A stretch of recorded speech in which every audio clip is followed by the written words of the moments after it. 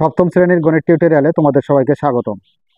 আজকের ভিডিওতে অনুশীলনী 7.3-এর 118 নম্বর পৃষ্ঠা থেকে 11 নম্বর অঙ্কের সমাধান করাবো। 11 নম্বরে বলা হয়েছে চিত্র থেকে নিচের ছকটি পূরণ করো। তো এখানে যে ছক কাগজের একটা চিত্র দেওয়া আছে, এই চিত্র থেকে আমরা এই যে নিচের এই ছকটি পূরণ করব। তো সেই ক্ষেত্রে আমাদের করণীয় হচ্ছে কি, এখানে দেখো কিছু নির্দেশনা দেওয়া আছে। উভয় অক্ষে ক্ষুদ্রতম বর্গক্ষেত্রের বাহুর দৈর্ঘ্যকে একক ধরে, তার মানে ছক কাগজের যে ছোট ছোট বর্গক্ষেত্র দেওয়া আছে, ছোট ছোট বর্গক্ষেত্রকে একের জন্য একটা একক ধরা লাগবে, অর্থাৎ একটা বর্গঘর সমান একটা একক। আচ্ছা, এবার এখানে লক্ষ্য করি যে দেখো এখানে এক্স ও এক্স প্রাইম, একে বলা হয় অনুভূমিক রেখা বা শয়ন রেখা, সংক্ষেপে তুমি বলতে পারো এক্স অক্ষ। এবং ওয়াই ও ওয়াই প্রাইম, একে তুমি সংক্ষেপে বলতে পারো ওয়াই অক্ষ বা উলম্ব রেখা বা লম্ব রেখাও বলতে পারো। তো আমরা সংক্ষেপে ওয়াই অক্ষ বলবো, আর এক্স ও এক্স প্রাইমকে এক্স অক্ষ বলবো।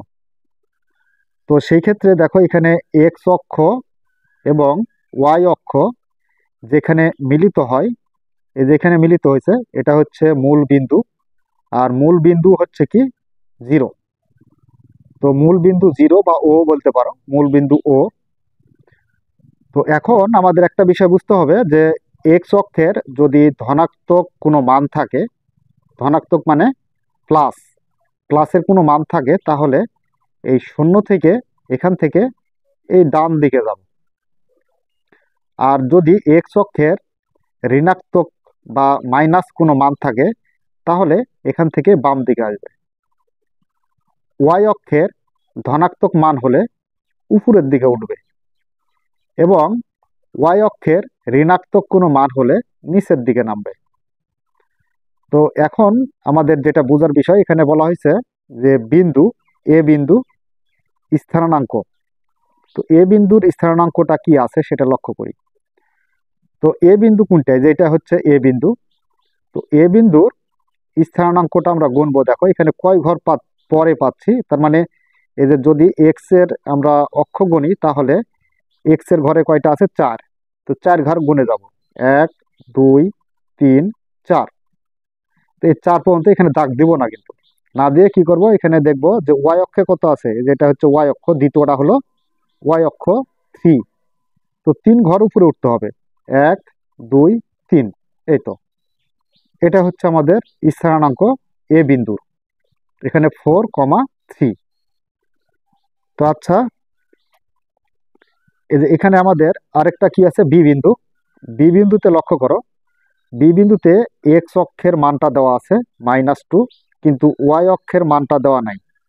ওয়াই অক্ষের মান কত সেটা আমাদের বের করে দেখাতে হবে। তো সেই ক্ষেত্রে এখানে -2 এক্স অক্ষে, প্রথমটা হচ্ছে এক্স অক্ষ আর দ্বিতীয়টা হচ্ছে ওয়াই অক্ষ। তো এক্স অক্ষের যদি -2 হয়, তাহলে এই যে এক্স অক্ষ, এক্স অক্ষের মাইনাস মানে কি, মাইনাস মানে বাম দিকে। তো মাইনাস কত আছে, 2 আছে। 2 থাকা মানে 2 ঘর বাম দিকে আসতে হবে, 1 ঘর 2 ঘর। এবার এখানে আছে কি আমাদের বি বিন্দু। তো বি বিন্দু কয় ঘর উপরে আছে, যেটা বি বিন্দু, কয় ঘর উপরে, 1 ঘর 2 ঘর, তাহলে এখানে 2। তাহলে এটা হচ্ছে উপরের দিকে উঠছে, তাই ওয়াই অক্ষের প্লাস। আর যদি নিচের দিকে নামতো তাহলে ওয়াই অক্ষের মাইনাস হতো। তো যেহেতু এক্স অক্ষের মাইনাস দিক থেকে এখানে উপরে উঠছে, সেহেতু এটা হবে কি প্লাসের। তো +2। তো এখানে আমাদের ওয়াই অক্ষে হবে কত, +2। আচ্ছা, আমরা এখানে +2টা লিখতে পারি, খালি 2 লিখলেই হবে, +2 আর দিতে হয় না। এর পরবর্তীতে আসি সি বিন্দুতে। তো সি বিন্দু কোথায় আছে দেখো, এই যে এটা হলো সি বিন্দু, এটা। তো সি বিন্দুর আমরা প্রথমে এক্স অক্ষে দেখব, যে এখানে ডান দিকে আছে যেহেতু, সেহেতু এক্স অক্ষে আমরা কয় ঘর গুনবো। দেখো এখানে এক্স অক্ষে আছে 1 2 3। এরপর নিচের দিকে 5 ঘর নামছে, 1 2 3 4 5, এই যে এটা 5 পর্যন্ত আছে, তো এটা আমাদের 3 হবে এখানে। এক্স অক্ষে কত আছে 3, আর ওয়াই অক্ষের জন্য -5টা দেওয়াই আছে, ওয়াই অক্ষের বের করতে হবে না, আমাদের বের করতে হবে কোনটা, এক্স অক্ষের জন্য বের করতে হবে। তো এক্স অক্ষে এখানে আমাদের কয় ঘর পর আছে দেখো তো, 1 ঘর 2 ঘর 3 ঘর। তো 3 ঘর দূরত্ব আছে, অর্থাৎ 3 ঘর এই সাইড থেকে 3 ঘর গেছে। তো 1 2 3, 3 একক গেছে, তো এই যে 3 একক। তো এখানে বসাইতে হবে কত 3। এবার আসো ডি বিন্দুতে। তো ডি বিন্দু কোথায়, ডি বিন্দু, এই যে ডি বিন্দু। ডি বিন্দুতে এখানে দেখো যে এটা এক্স অক্ষের কোন সাইডে আছে, ডি বিন্দু এক্স অক্ষের বাম দিকে আছে, তার মানে মাইনাসের দিকে আছে। তো কয় ঘর, 1 ঘর 2 ঘর 3 ঘর, 3 ঘর বামে। এবার ওয়াই অক্ষের ক্ষেত্রে দেখো নিচের দিকে নামছে, তাহলে মাইনাস হবে, 1 2 3, 3 ঘর মাইনাস। তো এখানে এক্স অক্ষেরও -3 ঘর, ওয়াই অক্ষেরও -3 ঘর, তারপরে এখানে -3 -3।